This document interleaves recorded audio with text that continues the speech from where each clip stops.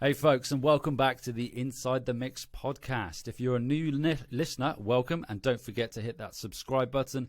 And if you're a returning listener, welcome back. So in this episode, I'm very excited to welcome our guest today, Mitchell Dyer. So with nearly 2 decades of songwriting and mastering experience, thousands of artists' songs reviewed, and hundreds of songs personally recorded, Mitchell Dyer is now on a mission to help other songwriters take their music careers to the next level, using his proprietary 4-step guide to eliminating songwriter's block, which we'll come on to a bit later. So Mitchell has helped dozens of artists break out of their own mental jail, I love that term, and instead create music that supports a career in the music industry. So in this episode, he's going to share with us tips and techniques to overcome writer's block, and we're also going to delve into mastering as well, which we haven't done on the podcast in the past 61 episodes, which I'm amazed at. So I'm really excited about that. Hi Mitchell, thanks for joining me today, and how are you? So good. A little tired.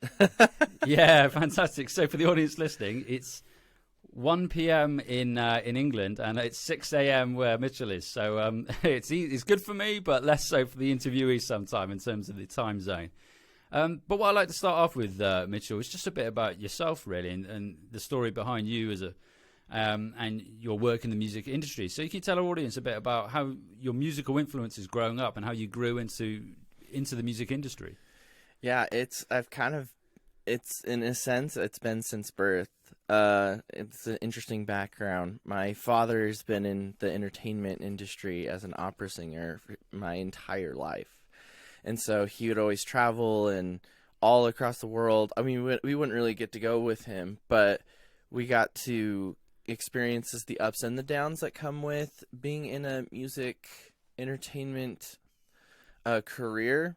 But other than that, we just grew up with music my entire life. Like, music was pretty much everything and anything, and from what I can remember, like, music has always shaped like every phase of my life. And so with that, I remember, I think just like most kids, when they're, growing up, a lot of them are like, I'm going to be a firefighter, an astronaut, or a scientist. And I'm like, I have no idea what I want to do. I'm just this normal kid, just, having a fun life. And I remember being in school, and I was like hanging out with one of my buddies, and he was playing guitar. And this was like the first moment I knew that music was what I wanted to do.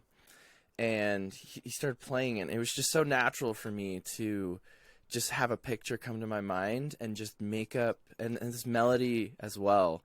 And so it was so natural for me just to create music, and it flowed. I'm like, this is something I really, really wanted to do. And after that was back in 2009 when I decided I'm gonna pursue music. This is something that I need in my life.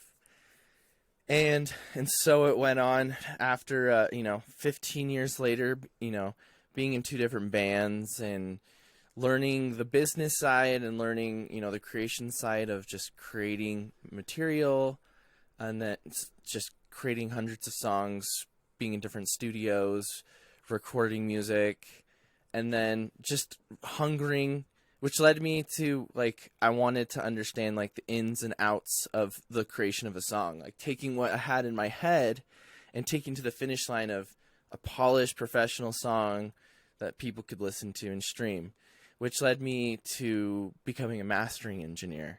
Because I would it'd get to the point where it was you go to the studio and you'd work with different engineers that they were good enough where we were at, but I wanted more. I wanted I wanted to unlock that, what was in my head. And so getting to the whole process of becoming a mastering engineer, I realized, this is the biggest principle that I realized that led me to building basically this program called the On-Demand Songwriter. And it was the ability to create songs on demand, instantly, that people wanted to listen to. And the thing that I learned that led me to start teaching this and focus more on this than mastering, and even I'm not even in a band anymore, just to focus really on this, was even if your music production's amazing, your mix and your master sound completely just awesome. If the beginning, which is your songwriting, is bad, then all the rest is a complete waste of time, a complete waste of money. And maybe at first it's like, oh, this sounds really good, but it has a very short shelf life. But on the other hand, if you have an amazing song by itself that is just like, it connects, it makes people feel things, and the mix and the like, just basically it's not very great, like the production stuff, it will perform a lot better with time, because it's the song that communicates to the listener and makes them feel something.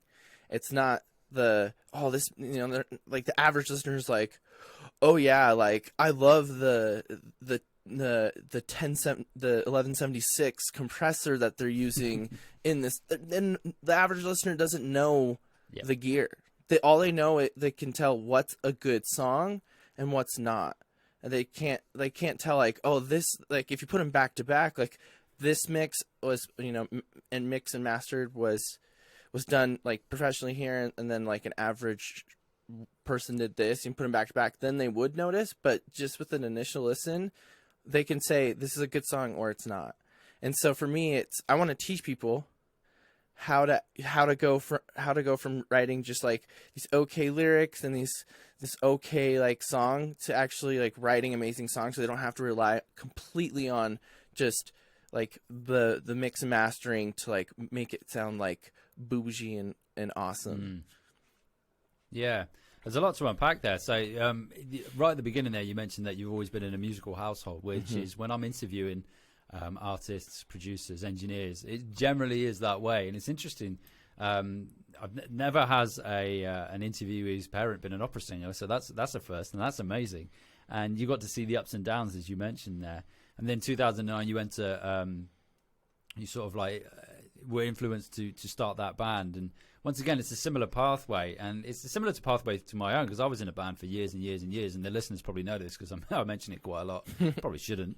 And then I was in the studio, and then I was just like, you know what, I want to know how to do what that engineer's doing, and I wanted to be on the other side of the glass. It's kind of similar to yourself. So you then mentioned that you went into mastering. So mastering's an interesting one. I don't know about you, but I do mastering as well. And then when I was sort of trying to find my feet, trying to find a mastering studio to actually go in and get a bit of experience, I found quite challenging over in the UK. I don't know what it's like in America, but it was quite challenging over here. I did find a couple, but how did you get did you do any experience in the studio? Or was it a case of just, you know what, I'm just going to learn on the job and just how did you get started being a mastering engineer? So I guess to like add more context, it was the same process of like wanting to have more control, because it was like, it started out with, I would love to learn. It started out, I want to just basically from start to finish figure out how to do this. And so it started out with like mastering actually wasn't even a thought at first. So I was like, I want to learn how to mix, and so I did learn how to mix. And it was like, oh, I need to learn how to record. Oh, okay. After I record, I need to learn how to mix. And so I learned like the whole process, because I got to like each roadblock, each phase of saying, okay, I have a song, I have a band, we're in the studio. Okay, I need to figure out how to do this. And so we would record. I'm like, oh, I need to learn how to mix. So I would learn like how to mix, and then there's just various programs that I just pretty much was presented online. And so there's a program called Musician on a Mission that teaches you mixing, and they say mastering, but the mastering was like an hour long, or like not that much. And obviously the instructor wasn't in mastering. And then I met a mastering engineer who actually has a program called it's mastering.com. And his name's Blake LaGrange, and he built this program, and he's mastered, he's a Grammy Award-winning mastering engineer who built this amazing program that is so concise. And so at that point, I decided, like, I really, like, there's something in me, like, I want to become a mastering engineer. There's something about it that just appeals to me, because I would get my mixes sounding okay, and then the mastering would just completely fall apart. I'm like, Yeah. this is it. This is like the mecca of my experience in getting the sound I want. And so once I learned how to master, that's when I felt very confident in what sounds good and what doesn't. And so mastering.com is really really what gave me the experience and the confidence to get my ears, to get get the right tools, and to know like what a good master sounded like. So that's kind of my journey to that. Cool. I've heard of Blake LaGrange. He was on a podcast I listened to, Six Figure Creative, I think it's called. And so I'm familiar with Blake LaGrange, and he did well to get was it mastering.com? I think he did very well to get that domain. I'm interested to know how much that would have cost. Yeah. When you get it, I guess, because that's like a SEO keyword heaven right there, mastering.com. But yeah, so you kind of like, it was one of those ones where you're going through the process and you want to figure out each stage as you get to it. And just, I've spoken to a few interviewees about this, and they kind of want to keep it in house is the wrong word, but they're much like you. They've done the mixing part of things. Okay, I'm accomplished with mixing now. Now I want to learn how to master and just keep ticking these boxes. And I think there is a wealth of information online to help you with that, as you mentioned there, with like mastering.com. So that kind of leads us on nicely, really, to the next part, which is sort of help and information. So what I'd like to go on to now is sort of like overcoming songwriter's block, which you've mentioned there in your response to my question earlier. So with regards to songwriting and creative block, in your experience, can you tell our audience like the main causes of songwriter's block from people that you've spoken to or individuals that you've helped out? Yeah, I mean, it all depends on the person, really, because everyone gets stuck in a different phase. And there's really two things. One is a very practical objective, and one is just internally. So internally, I think a lot of people just have imposter syndrome that really holds them back. Like, I can't do this. And they start comparing themselves to other artists instead of just writing from where they are and what they know. And that is actually what makes the best songs, is when you are authentically writing to your voice. And I think a lot of people try to, they get on TikTok and get on Spotify, and they're chasing vanity metrics. And you have to just like turn off the vanity metrics, turn your face away, and you need to really focus on like really why you want to do music, and then enjoy the journey of that. And I think that's where you start writing music that comes from within, that is real and authentic, and that's what people really want. Not, and that's why people, I think, pursue like, oh, I need a better production, I need to go mix and master. And so that's the other one. The other one is creation is like taking chaos, which is the universe of the creation realm that's around us, and learning how to take that chaos and organize it into what's the word I'm looking for? It's basically taking chaos and organizing it. And that's organized chaos. Yeah. Organized chaos, yeah. That's really what it is. And so a lot of songwriters don't have a process in, I want to write a song. And it's like, hey, what's the first step? They're like, it's whatever comes to me. And I feel like that causes a lot of stress, especially like it's easy at first to, when you write your first one or two songs, to basically like they just kind of come to you. Mm-hmm. But as you write more and more songs, you're like, oh, that sounds exactly like the other song.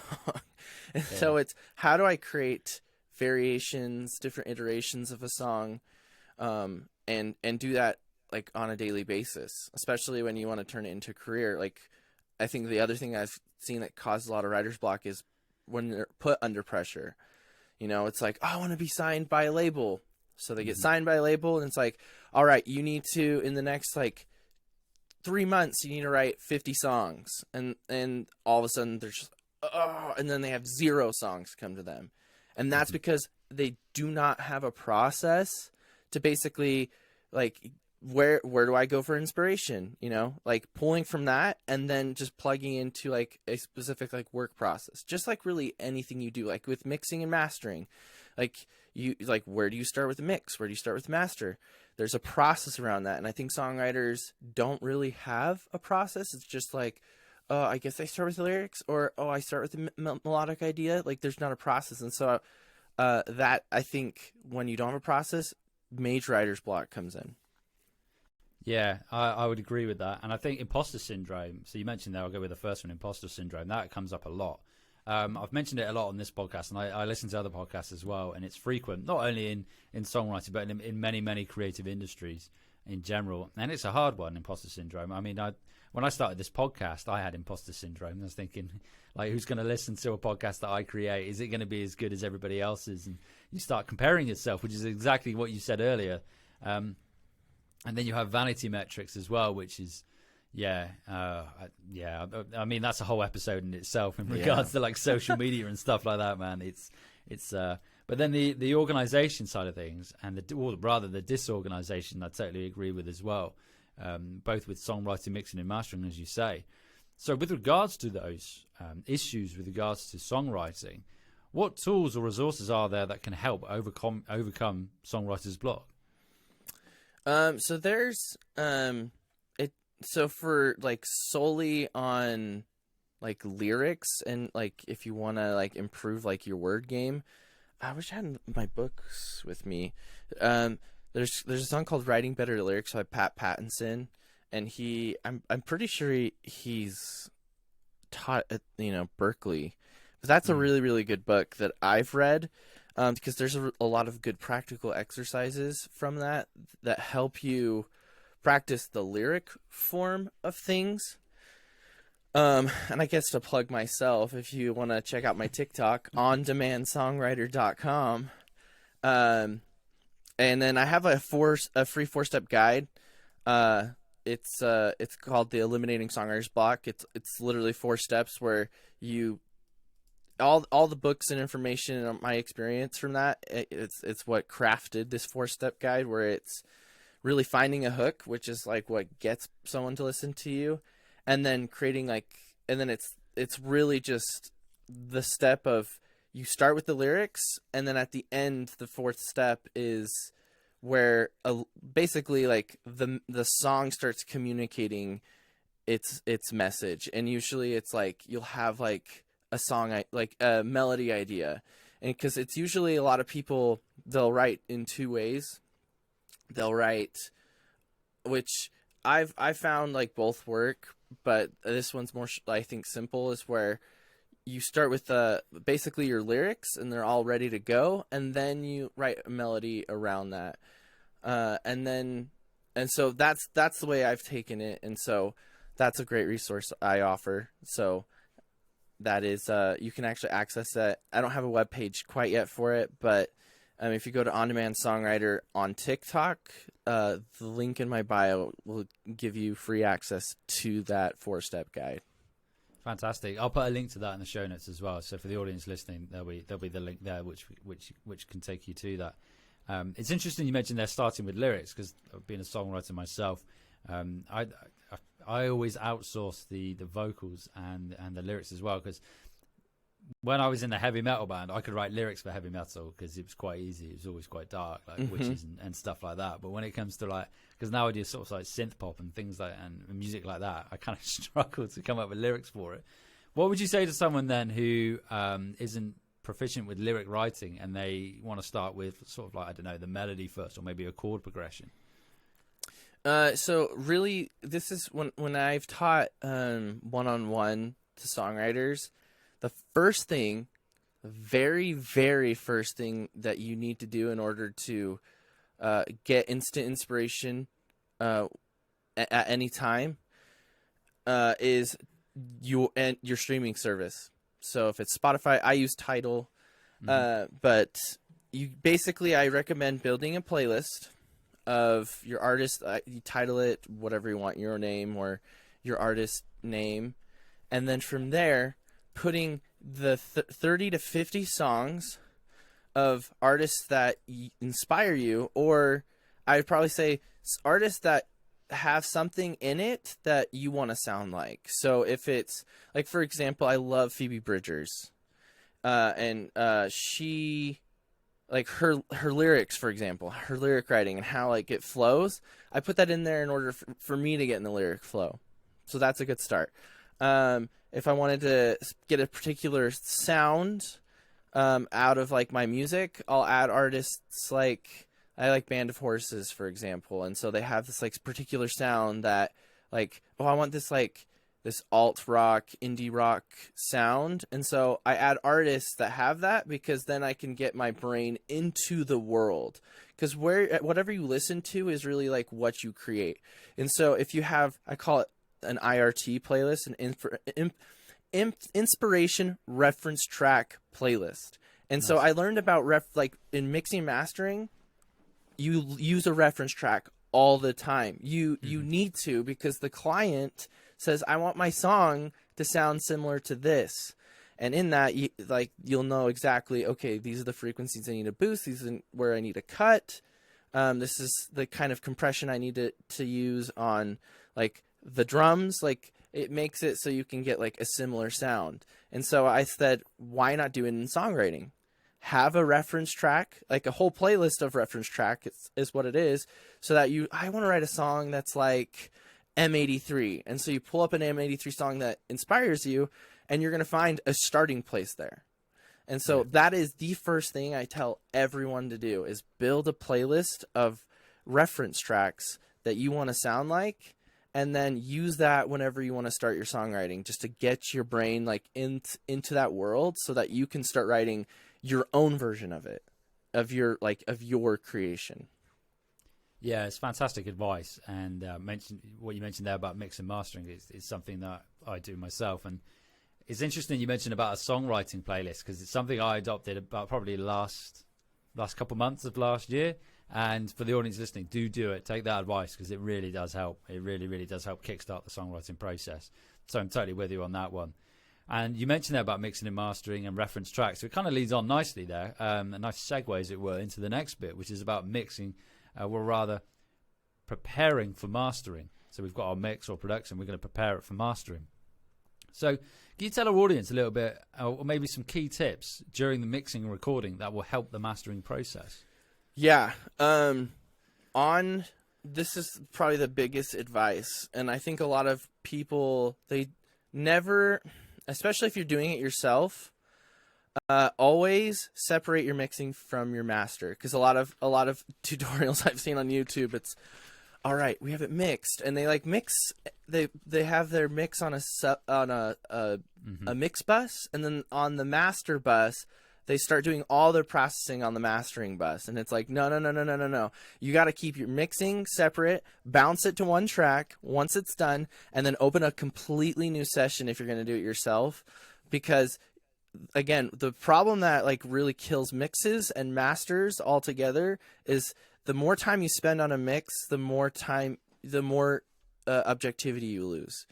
And so it's really, mixing, mastering is a race against the clock, because as you mix and master yourself, you get ear fatigue, which I didn't understand until I started just like mixing and doing a ton of mastering, and understanding like over time, like how your ears interpret a song. And then when you rest and listen to it, it's a completely different experience. I'm like, oh, this is totally real.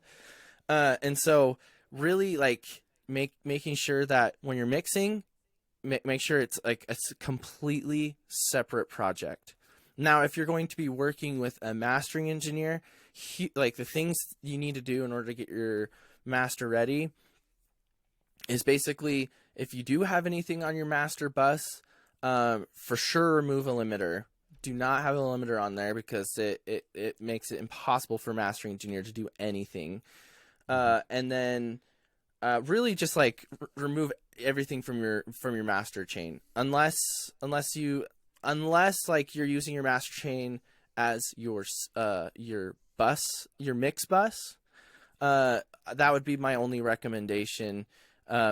Is if you're doing that, then just don't have a limiter on there. Just remove it. And then when you do send it, make sure it's anywhere between -12 and -9 dBs. So there's enough headroom for the mastering engineer to make the broad EQ and compression, and then it gives them enough space to actually tastefully add the right amount of limiting in to be competitive, but also just really a very transparent master.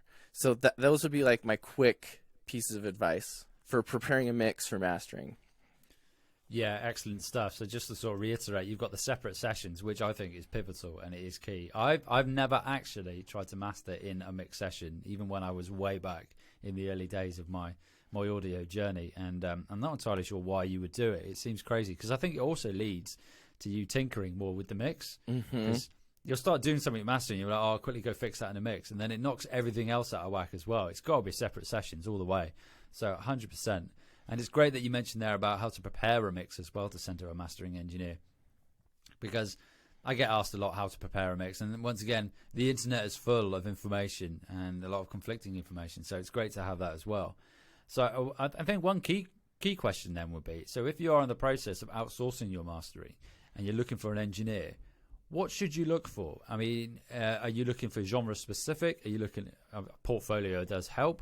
What would be the key thing to look for in outsourcing mastering? Ooh, this is a very, very good question. When it comes to looking for a mastering engineer, like what should you look for? You know, this is I guess the thing that I would do is just see like a before and after of what like a master would sound like type of thing. Just because they can, and maybe just getting on a phone call with them and asking them questions. I think here's a question: if you do if you message them or anything, is to ask them how would I put this? You ask them like what's the loudness measurement what's the loudest that you I don't even know if like what the name of it is, and I'm a mastering engineer. My brain is going completely blank because it's when it comes to limiting, you have like your loudness meter, and so what is that called? My brain it's the morning. It's totally morning. You're referring to like the measurement of measurement of loudness and LUFS. You think of LUFS? Yeah, I believe it is LUFS. If you ask him like, what's the measurement what's the loudest you put a master with LUFS, and if they say -6, do not use them. Do not use them, because Spotify will turn down your song because it's like -6 is like what they have set, and they will turn it down because they're trying to. There's something called the loudness wars, and I think it's been changing. I think a lot of people don't care about. Because the philosophy is if it's like our ears perceive louder music as sounding better, and so it's kind of a cheat way of making your song sound better when it shouldn't, and that's starting to change. And so Spotify's put that there, and so they're like, oh, -6, do not use them, just because of that very specific reason. And so if they're saying -9 or -12, that's preferable, because a lot of the songs it'll get slightly turned up, because that's again so what Spotify's doing is trying to create normalization of the sounds. So that would be like a very, very big one to ask for sure. Also, if they say I charge $35 to master, don't go to them because you want to pay like quality. But then obviously like the other side, like there's some people that I think, I mean, it depends. Like if you're having like Abbey Road Studios mastering engineers, they actually charge fairly well for mastering. But you can find great mastering engineers. And this is maybe like a good tip. If a really good mastering engineer, after having a conversation, if they're charging $100 a master, that's like money right there. Like that's a good value. And it's also like you can trust like they know, like, they're putting their money where their mouth is, because most of the mastering engineers that I have worked with and have learned with, that's more or less the range that they master in when they're first starting out. And obviously, like, there's studios and labels that it's way more expensive, but that's something you don't worry about once you're signed. But when you're starting out as an independent artist, like, that is like the sweet spot of how much you should pay for a good master at a good value. Yeah, I agree with that, and I like what you said there, going back to what you about the LUFS, the loudness units full scale, and saying -6, specifically with streaming services. Yeah, it's a really interesting one. I think that's a good one to ask as well, because you know for a fact if they're just pumping it and they're pushing it, it's like you said there, they're trying to make it sound better by it being louder. Which is also, I think, a good bit of advice in that is it's quite useful sometimes to mix at low volume for that particular reason, because if you just crank it, and it's human nature. If it's loud, you think it sounds better, and it's quite easy to get caught in that trap. Yeah, 100%, which is quite a myth, and it kind of moves on nicely to the next one there with regards to myths and misconceptions around mastering. So you kind of mentioned it there a bit with regards to the LUFS measurement.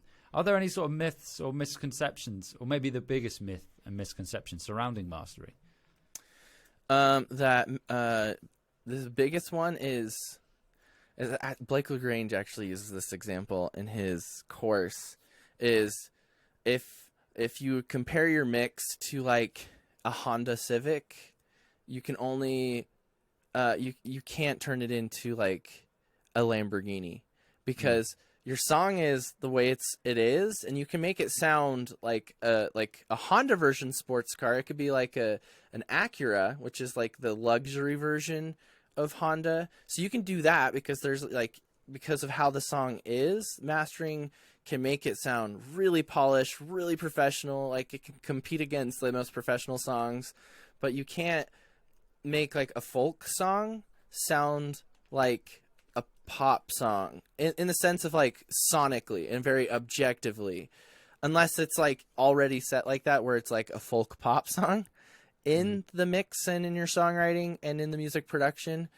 But there's these ideas that really, I think the simplest way that I'm trying to explain this is, they can fix it in the master. If you're using the word fix, you're not ready to have it mastered.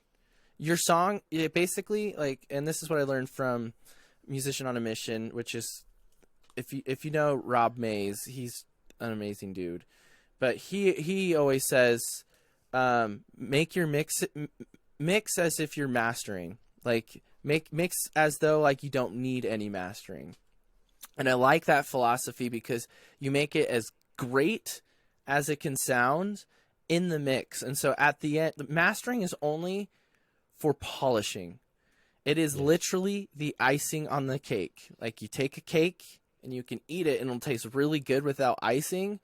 But man, if once you add icing to a cake, it's like, it's done. It's like chef's kiss, right? Like, that is the I think the simplest advice. If you're trying to get things fixed in the master, you're not ready for the mastering phase of your song.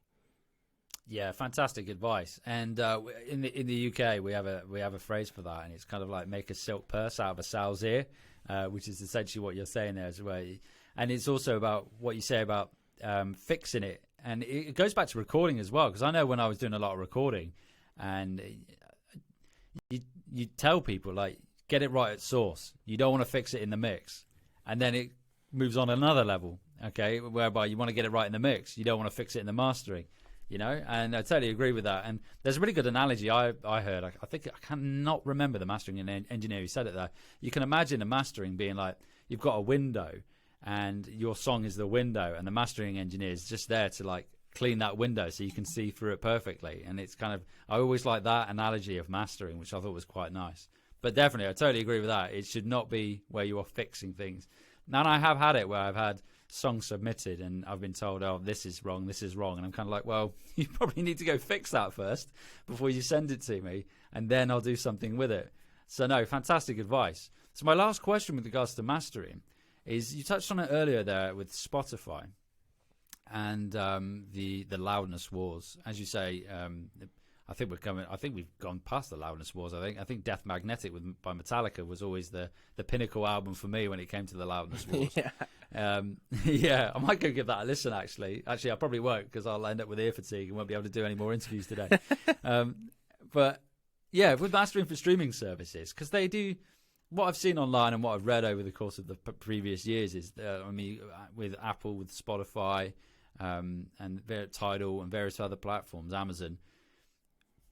If you are DIY mastering, if you're doing it yourself, have you got any sort of tips with regards to loudness? I mean, ultimately, I think it should come down to what sounds good. If it sounds good, then generally it is good. You should go with your ears. But with regards to levels, have you got any advice with regards to that? Or maybe misconceptions that you might read online?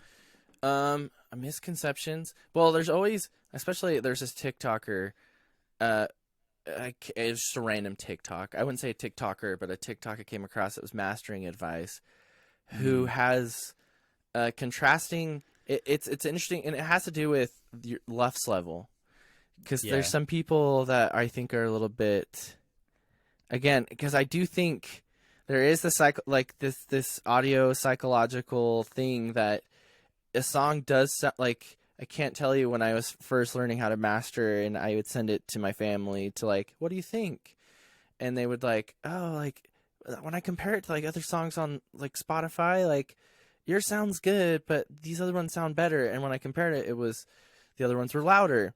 And so there is something psychologically, it's oh, the song's not very good, when it could be an amazing song, but when you're putting it back to back comparisons with other songs that have the right level of loudness, it's always been around loud. It's always been loudness that's been a really huge factor. Because the reason I'm building context around this, it's because it's the whole thing I said at the beginning, or even around the loudness wars of even if it sounds really good, it could still be a bad song.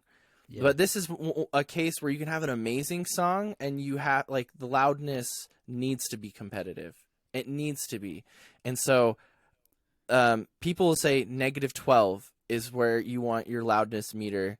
And if you're not using a loudness meter when you're mastering, then shame on you, because that's those tools help you know exactly how loud it is, because you have to be completely objective in mastering. There's no there's no oh, I want it to be like this. It's right or wrong. It's very almost scientific in a sense when it comes to mastering. So it's the question. It's -9 or -12 is always the thing. And I would say -9, because when I've mastered songs for other people, and I've compared it to songs on Spotify, and I compare it to the one that I have, again, we use reference tracks in mastering. It's basically, if you can put them next to each other and they sound like they could be on the same playlist, or they sound like if you were to transition into the song, it would sound like it fits in with the gang, right? And I found that -9 is the sweet spot. So -9 is the place to be. And I think I had a client actually master music with Abbey Road's mastering engineers, and they did theirs at -12, and then he started coming to me because I did mine at -9 again, because it sounded better. It's oh, this sounds this definitely sounds better. And it was just because it was 3 LUFS above what the Abbey Road's mastering engineers do. And so there is something that, again, you have to take that into consideration of how we psychologically perceive loudness. No, fantastic stuff. I'd go with -9. I think I am between -9 and -12, and then I go for a bit of sort of depending on the track. With regards to LUFS and metering, now this is a big question. I might put you on the spot with this one here, because you've got integrated, short-term, and momentary. Which one do you pay most attention to? What is it? I'm trying to think of looking at my meter. Momentarily is the one that's it has a bunch of variation, right? And then integrated is the one that's an average, right? That's right. Yeah, integrated is across the whole track. Then momentary is a precise moment, and then short term is I think it's 400 milliseconds. I could be wrong.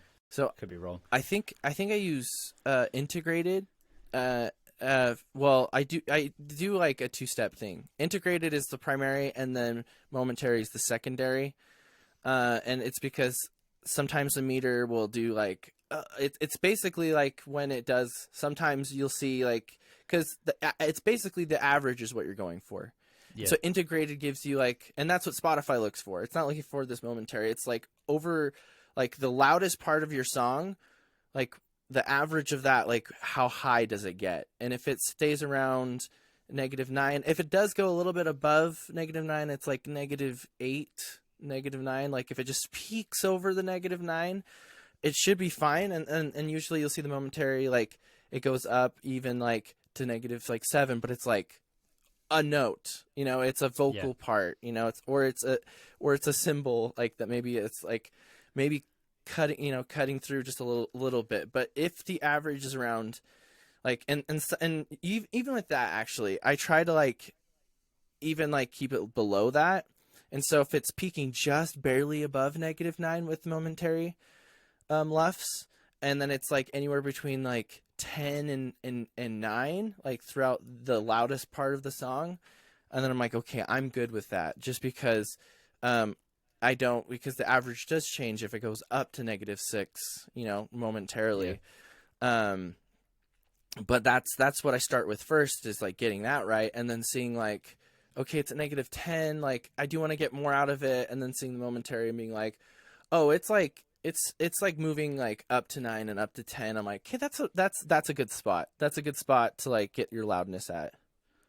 Fantastic. I think that's great advice, because I know a lot of listeners want to dive into mastering or learn more about it, and just metering in general. I think it's a really good idea to know what meters are representing when you're just mixing as well. And obviously recording is highly important. It's highly important across the board, to be fair. Probably do a disservice somewhere.